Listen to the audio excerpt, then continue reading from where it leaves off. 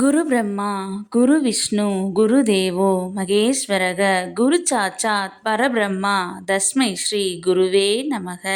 வணக்கம் நேர்களே, நான் உங்கள் பரம்பரை ஜோதிடர் திருமதி பிரேமலதா தமிழ்மணி, சிவசக்தி ஜோதிட நிலையம், ஜேடர்பாளையம். இன்று இந்த வீடியோவில் நாம் எதை பற்றி பார்க்கவிருக்கிறோம் என்றால், வரும் வைகாசி மாதம் 4ஆம் தேதி 18/5/2025 அன்று ராகு பகவான் மீன ராசியிலிருந்து கும்ப ராசிக்கும், கேது பகவான் கன்னி ராசியிலிருந்து சிம்ம ராசிக்கும் பெயர்ச்சியாகின்றனர். இதனால் எந்த 4 ராசியினருக்கு திருமண தடை ஏற்படும், திருமண தடை நீங்கி இனிதே திருமணம் நடைபெற மிகச்சிறந்த பரிகாரங்கள் யாவை என தெளிவாக காண உள்ளோம். ஆகையால் வீடியோவை ஸ்கிப் செய்யாமல் கடைசி வரை பார்க்கவும்.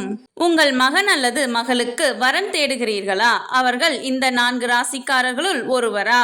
திருமண வயதில் இருக்கும் இந்த 4 ராசியினருக்கு அடுத்த 1.5 வருடங்களுக்கு திருமண பேச்சை எடுத்தாலே தடை தாமதம் ஏற்படும். என்னப்பா, எத்தனை வரந்தான் பார்ப்பது, அனைத்தும் தட்டி போகிறதே, இவ்வளவு முயற்சித்தும் திருமணம் கைகூடவில்லையே என்ற சலிப்பை ஏற்படுத்தும். சரி, அந்த 4 ராசிகள் யாவை என்றால் கடகம், சிம்மம், மகரம் மற்றும் கும்பம் ஆகும். இந்த ராகு கேது பெயர்ச்சியினால் சிம்மம் மற்றும் கும்பராசியினருக்கு ராகு கேது உங்கள் ராசிக்கு 1 மற்றும் 7ஆம் இடத்திலும், கடகம் மற்றும் மகர ராசியினருக்கு உங்கள் ராசிக்கு 2 மற்றும் 8ஆம் இடத்திலும் அமர்ந்து அடுத்த 1.5 வருடங்களுக்கு திருமண தோஷத்தை ஏற்படுத்துகின்றனர். இதனால் இந்த 4 ராசியினர், அதாவது கடகம், சிம்மம், மகரம் மற்றும் கும்பம் ஆகிய ராசியினருக்கு திருமண பேச்சில் தடை தாமதம் ஏற்படும். ஏற்கனவே திருமணமானவர்களுக்கு கணவன் மனைவி இடையே மனக்கசப்பு, கருத்து வேறுபாடு, இதனால் குடும்பத்தில் சண்டை சச்சரவு உள்ளிட்டவை ஏற்படும். ஆகையால் மனமுறிவு போன்ற பெரிய முடிவுகளுக்கு செல்லாமல் சுமூகமான திருமண வாழ்விற்கு கணவன் மனைவி இருவரும் இதனை கருத்தில் கொண்டு அடுத்த 1.5 வருடத்திற்கு சற்று ஒருவருக்கொருவர் அனுசரித்து விட்டு கொடுத்து செல்வது அவசியமாகும். மேலும் இந்த 4 ராசியினருக்கு அடிக்கடி உடல்நலக்குறைவு, எடுக்கும் முயற்சிகளில் தோல்வி, வீண் செலவுகள் ஆகியவை ஏற்படும். மற்றும் வண்டி வாகனங்களில் செல்லும் போது சிறிது கூடுதல் கவனம் தேவை. பணத்தை எச்சரிக்கையாக கையாள வேண்டும். பணம் கொடுக்கல் வாங்கலில் மிக மிக கவனமாக இருக்க வேண்டும். ஏமாறும் வாய்ப்பு உண்டு.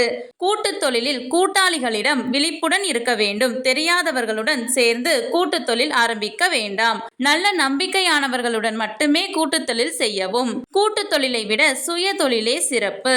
வெளியூர் அல்லது வெளிநாடு செல்லும் விருப்பம் இருந்தால் தற்போது முயற்சிக்கலாம். ஆனால் அதற்காக எங்கும் சரியாக விசாரிக்காமல் பணம் கொடுக்க வேண்டாம். ஏமாற்றப்பட வாய்ப்புண்டு. ஆகையால் அப்படி பணம் கொடுக்க நேர்ந்தால் அனைத்தும் சரியாக இருக்கிறதா, நம்பகத்தன்மை உடையவர்களா, முறையாக அரசு அனுமதி பெற்ற நிறுவனமா என தீர விசாரித்து பிறகு பணம் கொடுக்கவும். சரி, இந்த 4 ராசியினரின் அனைத்து பிரச்சனைகளும் நீங்க ராகு கேதுவால் ஏற்படவிருக்கும் திருமண தடை, தம்பதியருக்கு மன வாழ்வில் பிரச்சனை மற்றும் அனைத்தும் நீங்க நான் சொல்லும் இந்த பரிகாரங்களை மட்டும் செய்து பாருங்கள். நிச்சயம் நீங்களே நல்ல மாற்றங்களை உணர்வீர்கள். குரு பார்க்க கோடி தோஷ நிவர்த்தியாகும். அத்தகைய குரு பகவான் மிதுனத்தில் நின்று தனது 9ஆம் பார்வையாக கும்பத்தில் உள்ள ராகு பகவானை பார்க்கிறார். இதனால் அடுத்த 1 வருடத்திற்கு ராகு பகவானால் பெரிய தொல்லைகள் எதுவும் இல்லை. ஆனால் கேதுவால் நிச்சயம் பிரச்சனைகள் ஏற்படவே செய்யும். ஆகையால் இந்த 4 ராசியினர், அதாவது கடகம், சிம்மம், மகரம் மற்றும் கும்பராசியினர் தினமும் காலையில் உங்களின் அன்றாட பணிகளை தொடங்கும் முன் விநாயகரை வணங்கிவிட்டு உங்களின் அன்றைய தினத்தை தொடங்குங்கள்.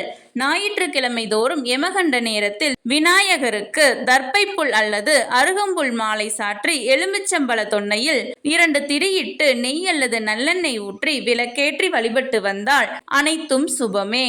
உடன் அனுமன் வழிபாடு செய்வது மிகவும் சிறப்பு. எந்த ஒரு நல்ல காரியம் அல்லது புதிய முயற்சிகளை தொடங்கும் முன் விநாயகருக்கு சிதறு தேங்காய் உடைத்துவிட்டு தொடங்கவும். நிச்சயம் அதில் வெற்றி பெறுவீர்கள். ஒரு முறை காளஹஸ்தி சென்று வரவும். நல்லதே நடக்கும். கடவுளின் அருளால் அனைத்தும் நன்மையாகவே அமைய சிவசக்தி ஜோதிட நிலையத்தின் வாழ்த்துகள். சுபம்.